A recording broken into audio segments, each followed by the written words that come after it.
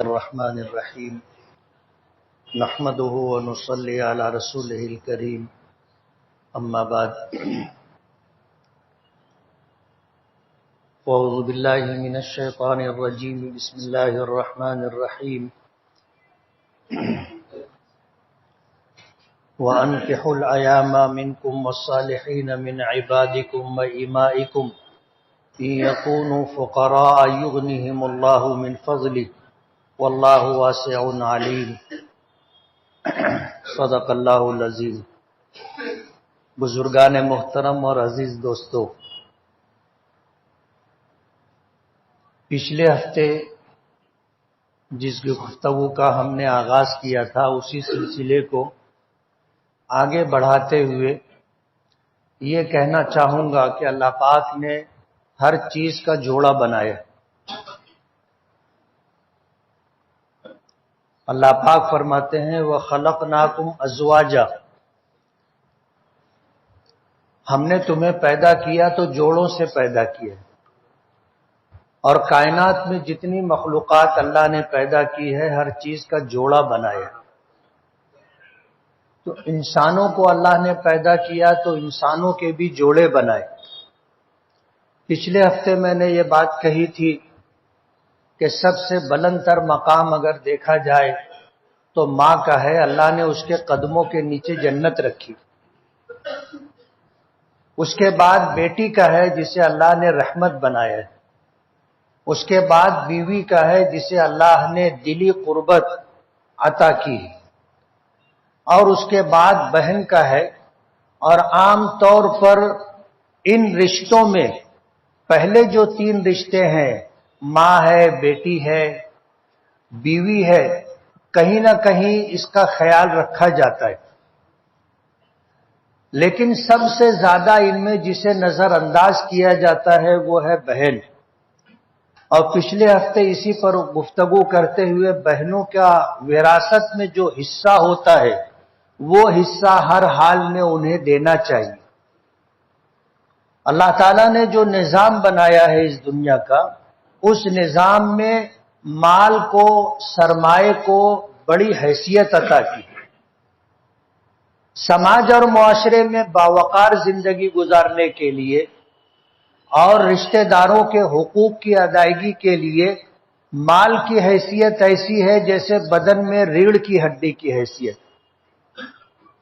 اسی لیے دعا کی جاتی ہے نکاح کے موقع پر کہ اللہ تعالیٰ بیوی کے حقوق ادا کرنے کی توفیق اور استطاعت عطا فرمائے۔ بسا اوقات ایسا ہوتا ہے کہ آدمی دینا چاہتا ہے، حقوق ادا کرنا چاہتا ہے، لیکن مال نہیں ہوتا، استطاعت نہیں ہوتی تو آدمی دے نہیں سکتا، دے نہیں پاتا۔ اس لیے اللہ تعالیٰ سے مانگے تو توفیق کے ساتھ استطاعت بھی مانگے۔ جیسے کوئی بیمار ہوتا ہے تو لوگ اس کو صحت یابی کی دعا دیتے کہ اللہ تعالیٰ تجھے صحت اور تندرستی عطا فرمائے۔ بزرگوں نے یہ بھی بات کہی ہے کہ اس کے ساتھ یہ بھی دعا کرنا چاہیے کہ اللہ تعالیٰ تیری جان اور مال میں بھی برکت دے، یعنی صحت کے ساتھ جان اور مال میں برکت کی دعا بھی کرنی چاہیے اور دینی چاہیے۔ تو بہن کا حق ادا کرنے میں عام طور پر کوتاہی ہوتی ہے۔ بہن اگر حصہ نہ مانگے تو معاملہ چلتا رہتا ہے، جس دن حصہ مانگ لے اسے یہ کہہ دیا جاتا ہے آج کے بعد آنا نہیں۔ ماں باپ کا انتقال ہو گیا، لے دے کے ایک بھائی تھا یا اور بھائی تھے، انہوں نے منع کر دیا اب آنا نہیں، تو میکے سے اس کا رشتہ ٹوٹ جاتا ہے۔ اور ظاہر بات ہے میکے سے رشتے کا ٹوٹ جانا بہن کے لیے ایسا ہوتا ہے جیسے اندر سے دل کا ٹوٹ جانا۔ وہ اپنے آپ کو بڑا بے بس، بڑا بے کس سمجھتی ہے کہ کیا ہو گیا۔ اسی ڈر اور اندیشے کی وجہ سے بہنیں حصہ نہیں مانگتی کہ آج حصہ مانگیں گے بھائی لوگ بول دیں گے گھر آنا نہیں، بھاوج کہہ دے گی، بھابھی کہہ دے گی آنا نہیں۔ یہ اندیشہ ہوتا ہے جس کی وجہ سے بہنیں خاموشی کے ساتھ غربت میں، پریشانی میں، تنگدستی میں زندگی گزار دیتی. تو پچھلے جو 3 رشتے ہیں ماں، بیٹی اور بیوی کا، کہیں نہ کہیں ان کے حقوق کی ادائیگی ہوتی ہے. قرآن کریم میں اللہ پاک نے بیوی کو جو مقام عطا کیا ہے، نبی کریم صلی اللہ علیہ وسلم نے اس کی جو توضیحات اور تشریحات ہمیں عطا کی ہے، اور یہ فرمایا کہ نکاح کرنا میری سنت ہے. اور ایک روایت میں یہ فرمایا کہ یہ تمام انبیاء کرام علیہم الصلاۃ والسلام کی مشترکہ سنت ہے. یہی وجہ ہے کہ اللہ پاک نے جب حضرت آدم علی نبینا علیہ الصلاۃ والسلام کو پیدا فرمایا تو بغیر ماں باپ کے پیدا کیا تھا. حضرت آدم پہلے انسان تھے. اللہ نے اپنے دست قدرت سے بنایا تھا، روح پھونکی تھی. حضرت آدم نے آنکھ کھولی تو سب سے پہلے عرش پر نظر پڑی، جس پر لکھا ہوا تھا لا الہ الا اللہ محمد الرسول اللہ. یہ لکھا ہوا تھا. حضرت آدم علیہ الصلاۃ والسلام نے اسی وقت اس بات کا اندازہ کر لیا تھا کہ وہ شخصیت جس کا نام اللہ نے اپنے نام کے ساتھ عرش پر لکھ رکھا ہے، اس کا مقام و مرتبہ کیا ہوگا، سمجھ لیا تھا. اور یہ حضرت آدم علیہ الصلاۃ والسلام کے لیے فخر کی بات تھی. آپ پہلے انسان تھے، بغیر ماں باپ کے اللہ نے پیدا کیا. اور حضرت آدم علیہ الصلاۃ والسلام کی پیدائش کے بعد حضرت آدم علیہ الصلاۃ والسلام کو اللہ نے جنت میں رکھا تھا. اور جنت کے متعلق آتا ہے ما لا عین رأت ولا اذن سمعت ولا خطر علی قلب بشر، کہ جنت کیا ہے نہ کسی آنکھ نے دیکھا، نہ کسی کان نے سنا، اور نہ کسی کے دل پر اس کا تصور گزر سکتا ہے. اللہ نے جنت ایسی بنائی ہے جو ہماری سوچ سے بھی پرے ہے. جہاں جا کر ہماری سوچ ختم ہو جائے گی، جنت اس سے آگے. جنت کے متعلق آتا ہے کہ اللہ نے جنت میں جو کچھ پیدا کیا ہے، وہاں حوریں جو اللہ نے رکھی ہیں، حدیث پاک میں آتا ہے کہ اگر وہ دنیا کی طرف جھانک لیں تو سورج اور چاند کی ضرورت نہیں رہے گی، پوری دنیا روشن ہو جائے گی. اور زمین کا 2/3 یا 3/4 حصہ سمندروں پر محیط ہے، اور پانی اس کا نمکین اور کھارا ہے. اگر حور اس میں تھوک دے تو سارے سمندر کا پانی میٹھا ہو جائے گا. بتانا یہ ہے کہ آدمی جنت کا کچھ اندازہ کر سکے، ورنہ جنت اس سے بھی آگے ہے. حضرت آدم علیہ الصلاۃ والسلام کو اللہ نے جنت میں رکھا تھا. جنت میں کس چیز کی کمی؟ لیکن آدم علیہ الصلاۃ والسلام جنت جیسے مقام پر بھی رہتے ہوئے تنہائی محسوس کر رہے تھے. اللہ نے حضرت آدم علیہ الصلاۃ والسلام کی بائیں اور سب سے اوپر والی پسلی سے مائی حوا کو بنائے. ماں کا رشتہ جو ہے، ہم ماں کے جسم کا ایک حصہ ہے، بیٹی ہمارے جسم کا حصہ ہے، بہن ہمارے ماں باپ کے جسم کا حصہ ہے. اور بیوی کو اللہ پاک بائیں پسلی سے بنائے ہیں جو دل سے بہت قریب ہے. اور ایک عجیب بات سمجھانے کے لیے نبی کریم صلی اللہ علیہ وسلم نے دی کہ بائیں پسلی سے، اور وہ بھی اوپر والی ٹیڑھی پسلی سے بنایا. وہ ٹیڑھی ہی رہے گی، تم اسے سیدھا کرنا چاہو گے تو ٹوٹ جائے گی. اور فرمایا کہ اس کا ٹوٹ جانا طلاق ہے. اس کا ٹوٹ جانا طلاق ہے. اور اگر اسے تم چھوڑے ہی رہو گے تو وہ ٹیڑھی کی ٹیڑھی ہی رہے گی. لیکن فرمایا کہ بیویوں کے بارے میں خیر کی وصیت قبول کرو اور ان کے ساتھ حسن سلوک کرتے ہوئے، ان کا حق ادا کرتے ہوئے زندگی گزارو. بیوی کو اللہ پاک نے جو عزت دی ہے، جو مقام دیا ہے، جس کے بغیر حضرت آدم کا جنت میں گزارا مشکل ہو رہا تھا. بیوی کا ہونا اتنا اہم اور ضروری ہے. یہی وجہ ہے آپ نے دیکھا ہوگا دنیا کا چلن ہے، کوئی آج کی بات نہیں ہے، یہ سلسلہ حضرت آدم علیہ السلام سے چلا ہے. اللہ نے جوڑے بنائے، آدم علیہ السلام کے یہاں جو اولاد ہوئی تو انہی اولادوں میں جو اولاد ہوتی تھی ایک بیٹا ایک بیٹی، پھر اس کے بعد ایک بیٹا ایک بیٹی، تو پہلی مرتبہ جو بیٹا بیٹی ہوئے تھے ان میں سے بیٹے کا نکاح دوسری مرتبہ پیدا ہونے والی بیٹی سے کیا گیا، اور یہ سلسلہ چلا. اور شریعت میں اس وقت جو احکامات پر رہے اس پر عمل کرتے رہے. آگے آنے کے بعد سرکار دو عالم صلی اللہ علیہ وسلم کو جو مکمل دین و شریعت عطا کیا گیا اس میں یہ ساری تفصیلات موجود ہیں کہ عورتوں میں سے کن عورتوں سے نکاح ہو سکتا ہے اور کن عورتوں سے نکاح نہیں ہو سکتا. 8 عورتیں ہیں محرم جن سے نکاح نہیں ہو سکتا، ان کو چھوڑ کر کے بقیہ دنیا بھر میں کہیں بھی آپ نکاح کرنا چاہیں کسی عورت سے نکاح ہو سکتا ہے. تو 8 عورتیں محرم ہے، اس کے علاوہ رشتہ کیا جا سکتا ہے. یہ مکمل احکامات دین اسلام میں اللہ پاک نے عطا کیے، اور یہ سلسلہ نکاح کا اسی وقت سے موجود ہے. اور ہم لوگوں کے وجود کا باعث بھی وہی ہے. اگر ہمارے ماں باپ کا نکاح نہیں ہوا ہوتا تو ہم بھی نہیں ہوتے، اور اگر دنیا میں نکاح کا سلسلہ رک جائے موقوف ہو جائے تو زیادہ سے زیادہ 100 سال میں یہ دنیا انسانوں سے خالی ہو جائے گی.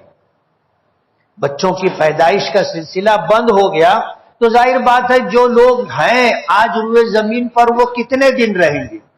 اس امت کو اوسطاً عمر 60-70 سال کی دی گئی ہے. کبھی کبھار سنائی دیتا ہے کہ فلاں کا انتقال ہوا اس کی عمر 100 سال تھی، ورنہ اب تو لوگ اور بھی جلدی جا رہے ہیں. آپ قبرستان جاؤ گے، وہاں جو مرحومین جن کی تدفین ہوتی ہے آپ رجسٹر میں دیکھو گے تو ان کی عمریں عام طور پر 50 سال کے آس پاس ہوتی ہیں. قبرستان ہم لوگ جاتے ہیں اور ان جیسی چیزوں کو دیکھتے ہیں، 50 سال کے آس پاس لوگوں کا انتقال ہو رہا ہے. آپ مسجد میں آئے ہیں، کافی لوگ ہیں، اپنے آزو بازو میں نظر ڈال کر کے دیکھ لو کوئی بوڑھا آدمی آپ کو دکھ رہا ہے. اب آدمی بڑھاپے تک یعنی بڑی عمروں تک 70, 75, 80, 90 سال کی عمر کے لوگ کم ہی آپ کو ملیں گے. یہ مشاہدہ ہے جو آج بھی ہم دیکھ سکتے. تو اللہ تعالیٰ نے جنت میں حضرت آدم علیہ السلام کو رکھا تھا تو مائی حوا کی ضرورت پڑی. اللہ کا نظام تھا اس دنیا میں، اللہ انسانوں کو بھیجنا چاہتے تھے، رکھنا چاہتے تھے، تو پھر حضرت حوا اور حضرت آدم علیہ السلام کو زمین پر اتارا اور انسانوں کی پیدائش کا سلسلہ شروع ہوا. اللہ نے جوڑے بنائے. میں یہ کہہ رہا تھا کہ ان رشتوں میں بیوی کا جو رشتہ ہے انتہائی اہم ہے، انتہائی اہم رشتہ ہے. اور جوانی سے زیادہ ادھیڑی میں اور ادھیڑی سے زیادہ بڑھاپے میں بیوی کی ضرورت پڑتی ہے. جیسے جیسے دن گزرتے ہیں دلی لگاؤ تعلق بڑھتا چلا جاتا ہے. جوانی میں جسمانی تعلقات ہوتے ہیں اور زیادہ ہوتے ہیں، لیکن یہ چیز آگے چلتے ہوئے کم ہوتی چلی جاتی ہے، اور ایک وقت آتا ہے کہ پھر جسمانی تعلق نہیں رہتا، برائے نام رہتا ہے، لیکن ایک دوسرے کے بغیر گزارا بھی نہیں ہوتا. اللہ تعالیٰ ایسی انسیت، ایسا تعلق، ایسی محبت عطا کرتے ہیں جو اللہ تعالیٰ کی نشانیوں میں سے ایک نشانی ہے. قرآن کریم میں جن جن چیزوں کو اللہ نے اپنی قدرت کی نشانیاں قرار دیا ہے ان میں سے ایک نکاح کے ذریعے سے بیوی کا ملنا ہے. اللہ نے فرمایا وَمِنْ آیَاتِهِ أَنْ خَلَقَ لَكُم مِّنْ أَنفُسِكُمْ أَزْوَاجًا. اللہ کی نشانیوں میں سے ایک نشانی یہ ہے کہ اللہ نے تمہارے لیے جوڑے بنائے. وَجَعَلَ بَيْنَكُمْ مَوَدَّةً وَرَحْمَةً، اور اللہ نے نکاح کے ذریعے ایک اجنبی مرد اور عورت کے درمیان جو محبت، مودت اور الفت کا رشتہ قائم کیا ہے، یہ اللہ تعالیٰ کی قدرت کی نشانیوں میں سے. آپ سوچو، ایک اجنبی عورت کسی اور خاندان سے، آپ کسی اور خاندان سے، پہلے آپ نے کبھی اس کو دیکھا بھی نہیں تھا، اس کے بارے میں کبھی سوچا بھی نہیں تھا. ماں باپ رشتہ طے کر دیتے ہیں اور قاضی صاحب نکاح پڑھا دیتے ہیں. لڑکی والوں کی طرف سے بذریعہ ولی یا بذریعہ وکیل ایجاب ہوتا ہے اور نوشہ قبول کر لیتا ہے، ایک رشتہ نکاح قائم ہو جاتا ہے. لیکن اس رشتہ نکاح کے بعد ان اجنبی مرد و عورت کے درمیان اللہ جو محبت ڈال دیتا ہے، یہ محبت دنیا کے تمام محبت کے رشتوں پر غالب آ جاتی. تفصیل میں جانے کا موقع نہیں ہے، آپ اندازہ کر سکتے ہیں کہ بیوی کے لیے آدمی ماں کو، باپ کو، بھائی بہنوں کو، خاندان کو، سب کو چھوڑ دیتا ہے.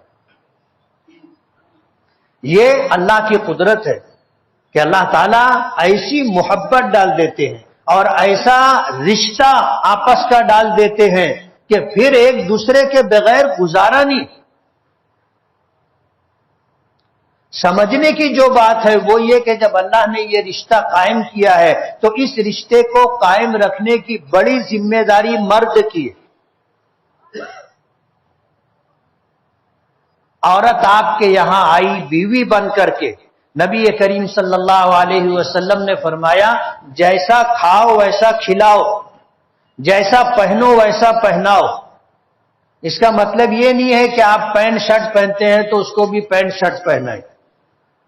مالیت کے اعتبار سے جس قیمت کا جیسا کپڑا آپ پہنتے ہو اسی مالیت اور قیمت کا کپڑا بیوی کو بھی اپنی حیثیت کے مطابق دینا چاہیے. جیسا کھاتے ہو ویسا کھلانا چاہیے.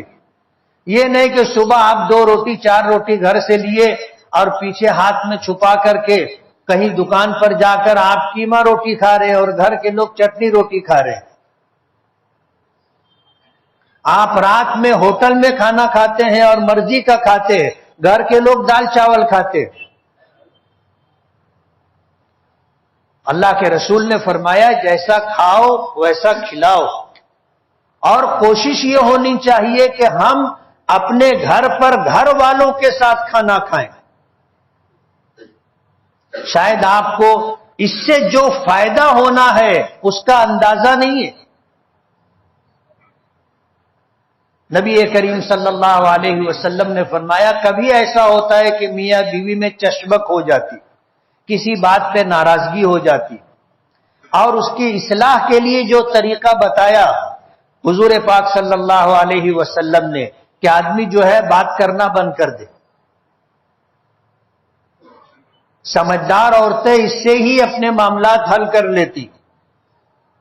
ساتھ میں کھانا کھانا بند کر دے، بستر علیحدہ کر لیں. اب آپ اندازہ کرو، بستر علیحدہ کر لینے کا مطلب یہ ہے کہ بستر ہمیشہ ساتھ میں رہنا چاہیے.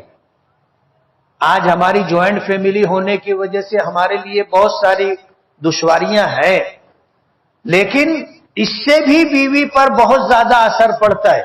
آپ ساتھ میں کھانا کھاتے رہو اور پھر ساتھ میں کھانے سے رک جاؤ تو اسے پتا احساس ہوگا کہ کیا ہو گیا. گھر والوں کے ساتھ کھانا کھانا چاہیے.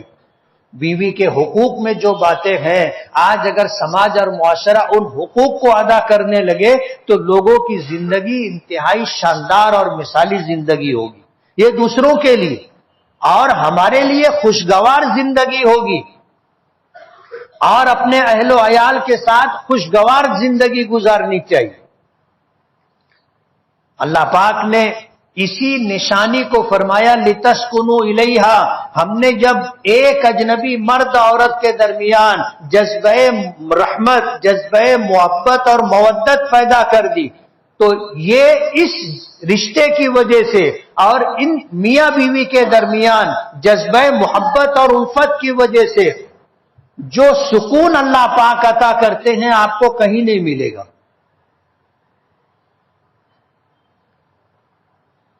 اللہ نے دو چیزوں میں سکون رکھا ہے جس کا تذکرہ قرآن پاک میں. ایک تو اللہ نے اپنے ذکر میں دل کا سکون اور اطمینان رکھا اور تنبیہ کے ساتھ فرمایا کہ الا بذکر اللہ تطمئن القلوب، سن لو اللہ کے ذکر سے دلوں کو اطمینان نصیب ہوتا ہے.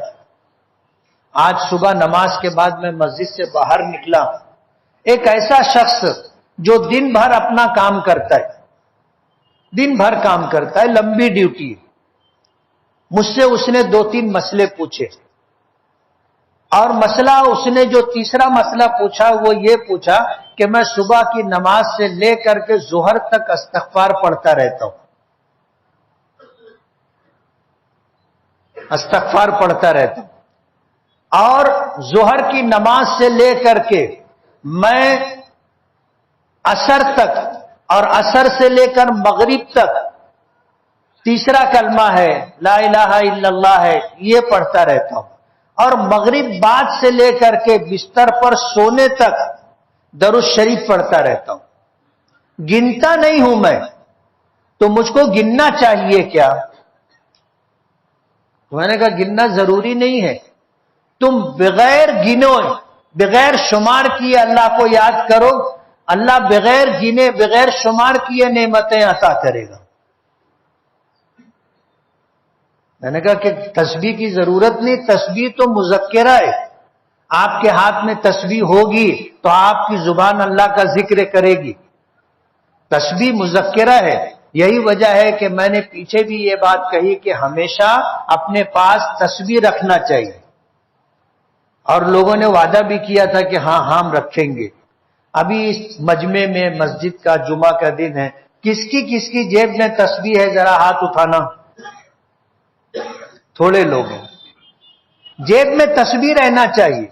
آدمی جیب میں ہاتھ ڈالا اور تسبیح ہاتھ میں لگی تو اسے یاد آ جاتا ہے کہ اللہ کا ذکر کرنا چاہیے، استغفار پڑھنا چاہیے، درود پاک پڑھنا چاہیے. تسبیح مذکرہ ہے، یاد دلانے والی، اللہ کی یاد دلانے والی شے ہے، اپنے پاس رہنی چاہیے اور ہمارا معمول رہنا چاہیے صبح و شام اور اللہ دیگر اوقات میں اللہ کو یاد کرنے کا. ایسا شخص تھا جس کے بارے میں میرا یہ گمان نہیں تھا کہ اس کا ایسا معمول ہوگا، چلتے پھرتے اٹھتے بیٹھتے استغفار پڑھتے رہنا، اور اگر کوئی موقع آیا بات چیت کرنے کا تو بات چیت کر لینا، اس کے بعد پھر استغفار پڑھتے رہنا.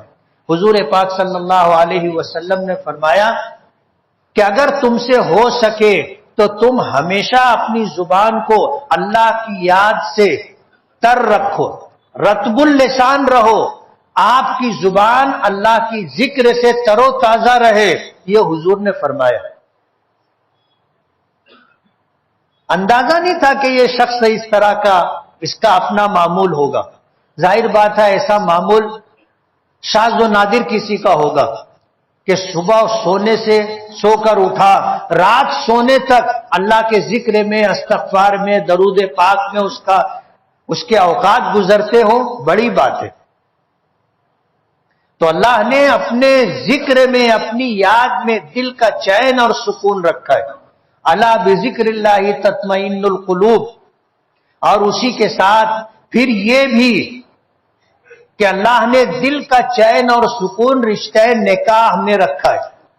اور میں نے بارہا نکاح کے موقع پر یہ بات کہی کہ جب عمر زیادہ ہو جاتی ہے اور بڑی عمر کا جب کوئی شخص گھر میں آتا ہے تو آنے کے بعد اس کی نگاہیں سب سے پہلے اپنی بیوی کو تلاش کرتی. بڑی عمر کے جو لوگ ہیں، صحیح بول رہا ہوں نا میں، آدمی گھر میں آنے کے بعد پہلے دیکھتا ہے کہاں ہے. اگر اسے معمول کے مطابق جہاں دکھنا چاہیے تھا نہ دکھے تو اس سے برداشت نہیں ہوتا، رہ نہیں جاتا. وہ اپنے بیٹی سے پوچھے گا، پوتی پوتے لوگ سے پوچھے گا، نہیں تو بہو سے پوچھے گا کسی سے پوچھے گا تیری دادی کہاں ہے، دوسرے سے پوچھے گا تیری اماں کہاں ہے.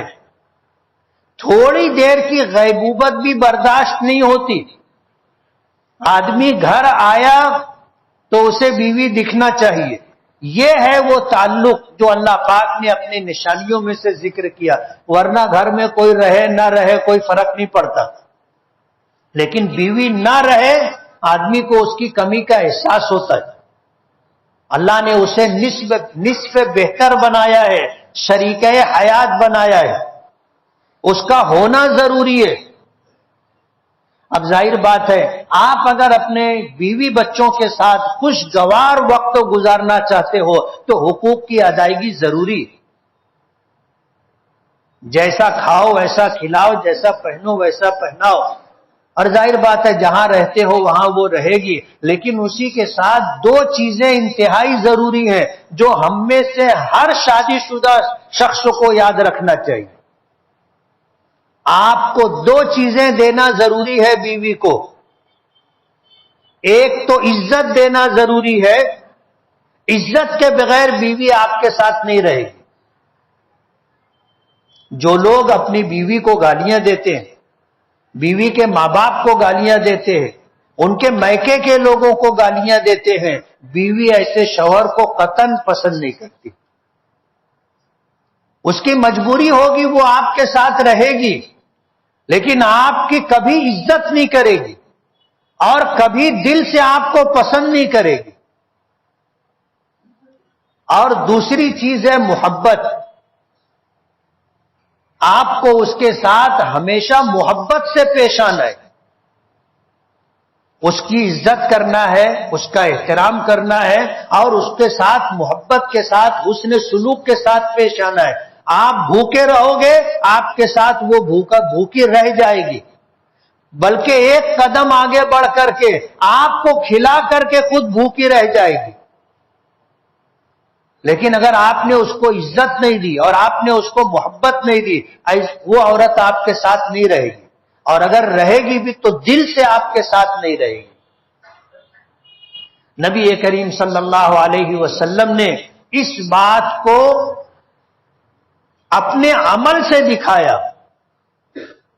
آپ کی 11 بیویاں تھیں اور کسی ایک بیوی کو بھی نبی کریم صلی اللہ علیہ وسلم کے سلوک سے متعلق شکایت نہیں تھی. بیوی کو عزت دو، احترام دو، بیوی کو محبت دو، اس کے حقوق ادا کرو، بچوں کے حقوق ادا کرو، آپ کا خاندان خوشگوار زندگی گزارے گا. جو لوگ اپنی بیویوں کو عزت دیتے ہیں، انہیں محبت دیتے ہیں اور گھر میں دینی ماحول دیتے ہیں تو ان کی زندگیاں شاندار گزرتی ہیں. ابھی ہمارے مصلی تھے، جامع مسجد کے مصلی تھے، فجر کی نماز میں دکھتے تھے، سمک سیر کے ان کا انتقال ہوا، عبدالعزیز سے تھے. انتقال ہوا، ان کے رشتہ داروں میں سے کسی کا فون آیا، انہوں نے مسئلہ پوچھا کہ 10 سال پہلے بیوی کا انتقال ہوا تھا، کیا وہ قبر پلٹائی جا سکتی ہے؟ میں نے کہا قبر پلٹا سکتے ہیں، اتنا وقت گزر گیا ہے، 2 ڈھائی سال 3 سال گزرنے کے بعد قبر پلٹائی جا سکتی. سنگمیشور کا قبرستان ایسا ہے جہاں قبر کھودنا بہت مشکل ہے، بہت سخت زمین، لیکن جو قبر ایک مرتبہ کھود جاتی ہے اس کو پلٹانا آسان ہوتا ہے. مسئلہ پوچھا، میں نے کہا کہ آپ پلٹا لو. جب قبر کھولی گئی، پلٹائی گئی، تو 10 سال پہلے جس خاتون کا انتقال ہوا تھا اس کا کفن بھی میلا نہیں ہوا تھا.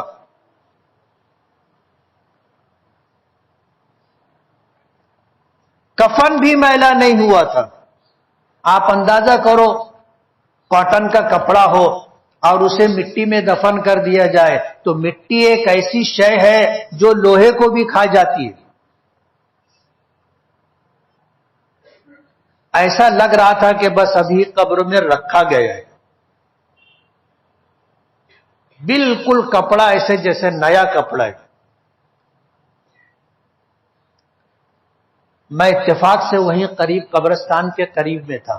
دوبارہ فون آیا کہ قبر پلٹانے کے لیے. جب قبر کو کھولا گیا تو قبر میں ایسے حالات ہیں. میں نے کہا جیسا ہے ویسے ہی رہنے دو اور قبر بند کر کے بازو میں تدفین کر لو اور کسی کو دیکھنے مت دو.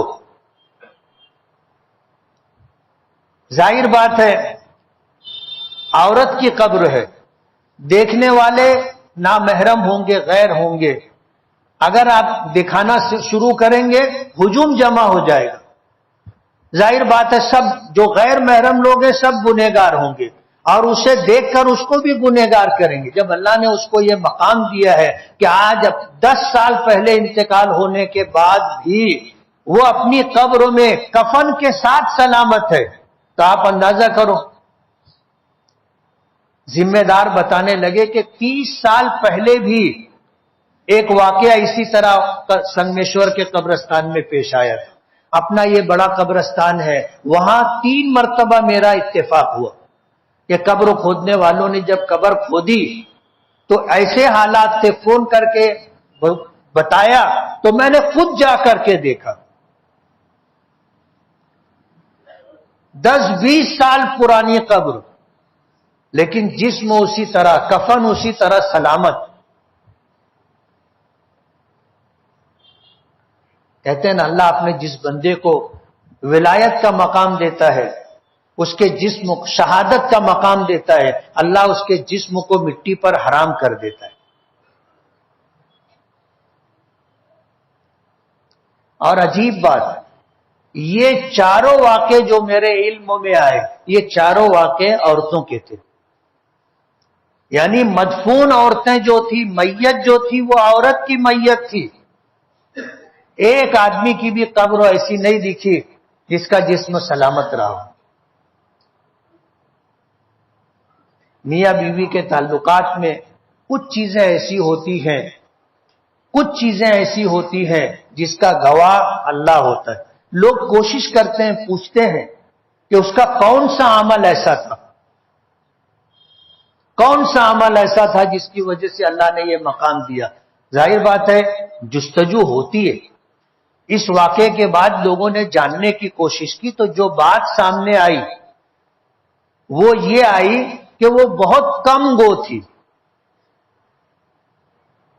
بہت کم گو, اور اکثر اس کی زبان اللہ کے ذکر میں چلتی رہتی تھی. رشتہ داروں کے ساتھ اچھا سلوک, سب کے ساتھ اچھا سلوک, کم بولنا اور اللہ کا ذکر کرتے رہنا. بتانا یہ ہے کہ بیویاں اللہ کی بہت بڑی نعمت ہے. ہمیں انہیں عزت دینی چاہیے, احترام دینا چاہیے, انہیں محبت دینی چاہیے, زندگی خوشگوار رہے. اور بہترین میاں بیوی وہ ہیں جو ایک دوسرے کے لیے نیکی کے کام پر مددگار ہو, نیکی کے کام پر مددگار ہو. قرآن کریم کی تلاوت کے تعلق سے کہ تھوڑا سا تم پڑھ لو, آج جمعہ ہے سورہ کہف پڑھ لو, صبح ہے سورہ یاسین پڑھ لو, شام ہے سورہ واقعہ پڑھ لو, سورہ ملک کی تلاوت کر لو, نماز کا وقت ہو گیا ہے نماز پڑھ لو.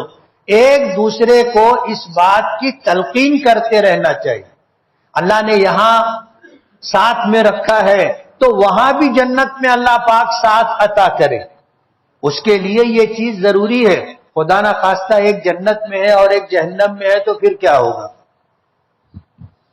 بہترین میاں بیوی وہ ہیں جو ایک دوسرے کے لیے نیکی کے کاموں پر مددگار ہو. تو بیوی کا حق ادا کرنا ضروری ہے, اور اگر آپ نے بیوی کا حق ادا نہیں کیا تو آپ کی زندگی خوشگوار نہیں ہوگی.